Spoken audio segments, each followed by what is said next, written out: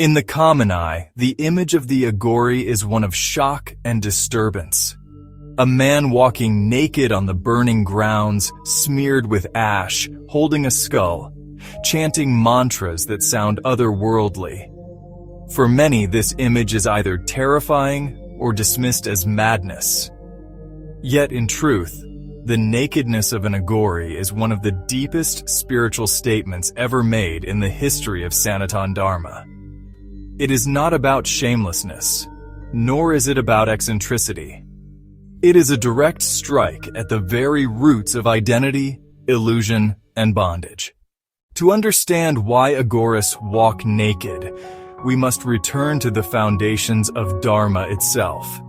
In the Rig Veda, the rishis sang of the self that is beyond clothing, beyond name, beyond form.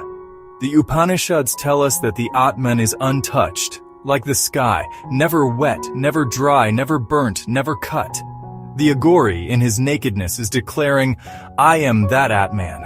I am not the body you dress, nor the name you call, nor the caste you assign. I am the eternal flame. For society, clothing is not mere fabric. It is identity stitched into form. A king wears silk, a sage wears ochre, a businessman wears a suit. Each cloth carries meaning, expectation, ego. When the Aghori removes all clothing, he removes society's ability to define him. He is no longer Brahmin or Shudra, rich or poor, modern or ancient.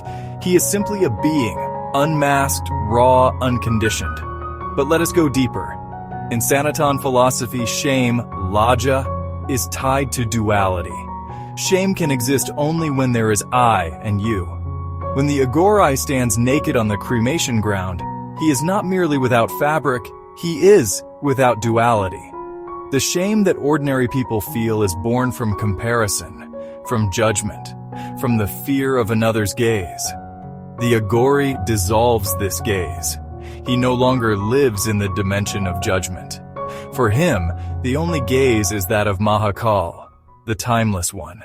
Some may ask, why then ash? Why smear the body with the remains of the dead?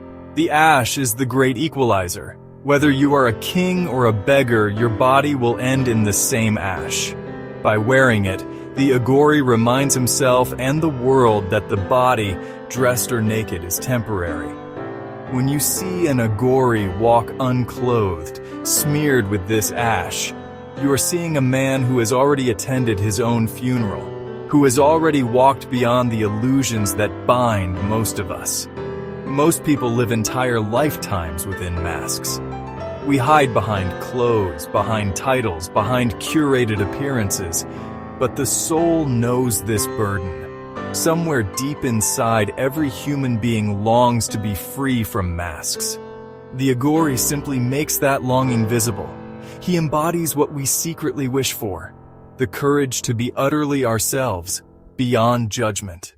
But there is another layer, one known only to those who have walked close to the Aghora path.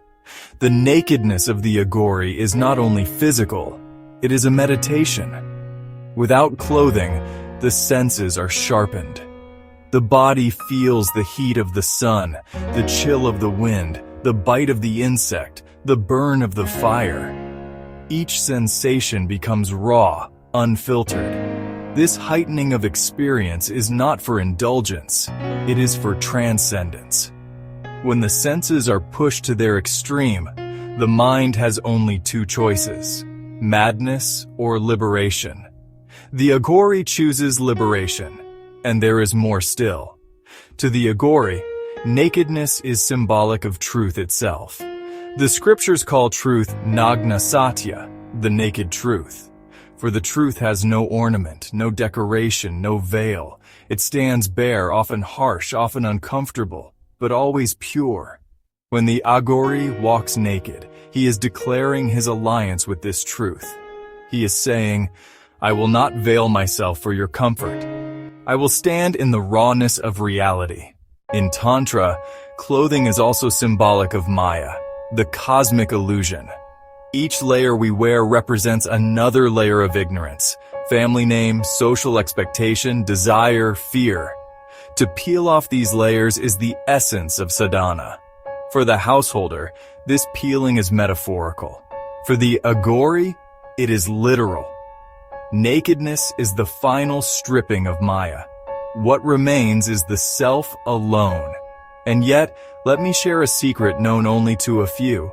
Nakedness for the Aghori is not only about freedom from identity, but also about becoming a mirror. When you see an Aghori naked, you see yourself reflected. Your discomfort, your judgment, your fear, they do not belong to him. They belong to you. The Aghori is simply showing you the chains you carry. He has already broken his. This is why the presence of an Aghori is so unsettling. It is not his nakedness that disturbs you. It is your own masks that tremble in his presence. The ego fears him because he exposes its fragility. The conditioned mind fears him because he has walked where you dare not tread. The nakedness of the Aghori also connects him directly with the primal energy of the universe. In Sanatan thought, the body is a yantra, a sacred instrument. Clothes, while useful for society, are also coverings that distance the body from its natural state. The Aghori returns the body to its raw yantra form, untouched, unhidden. In this way, the body becomes one with the 5 elements: earth, water, fire, air, and space. To walk naked is to walk as Prakriti itself. Now, consider the cremation ground, the smashan, where the Aghori often sits naked. To the ordinary person, this is a place of fear and sorrow. To the Aghori, it is the classroom of truth. Death is not hidden here. It is immediate, undeniable. To sit naked amidst the dead is to declare, I am beyond fear, beyond shame, beyond the illusion of mortality. It is to unite with Shiva, the Lord of the cremation ground, who himself is depicted as Digambara, clothed in the directions, naked, free. Yes, Lord Shiva, the Adiyogi, is the original naked ascetic. His nakedness is not merely about clothing, it is about infinite freedom. He sits atop Kailash, unbound by the conventions of men, draped only in the cosmos. The Aghori, in walking naked, is aligning himself with this form of Shiva. He is saying, I too am clothed only in existence. I too am beyond the petty veils of society. There is also an alchemical dimension to this practice. In Aghori sadhana, one must confront every aspect of existence: purity and impurity, life and death, beauty and ugliness. By stripping away clothing, the Aghori strips away preference. He does not seek beauty over ugliness, pleasure over pain, respect over insult. He accepts all as Shiva. Nakedness becomes a crucible in which duality dissolves. And yet to walk this path is not easy. It is not for imitation, nor for performance. True nakedness, in the Aghori sense, is possible only for the one who has already killed his ego. Without that, it becomes mere madness or exhibition. That is why the path of Aghora is not for the curious. It is for the committed, for the one willing to die to everything false within. So, the next time you see an image of an Aghori walking naked, do not see madness. See a man who has burned through the illusions you still carry. See a man who has walked into the fire of truth and emerged without masks. See a man who has chosen the rawness of existence over the comfort of illusion. The naked Aghori is not asking you to follow him literally. He is reminding you of your own layers. He is showing you that the soul you carry is already naked, already free, already eternal. Clothes or no clothes, the call is the same. Shed your false identities, peel away your illusions, and return to the self that is untouched, unchanging, and deathless. That is the true meaning of why Aghoris walk naked. Not shamelessness, not rebellion, but transcendence.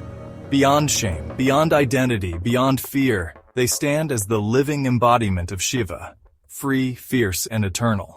If this teaching has touched something within you, I invite you to become part of this journey with us. Subscribe to the Aghori Code, where we dive into the hidden truths of Sanatan Dharma, the secrets of the Aghora path, and the wisdom that lies beyond fear. And share your reflections in the comments. Have you ever felt the weight of masks, the longing to be utterly yourself? Your words may echo with someone who needs to hear them.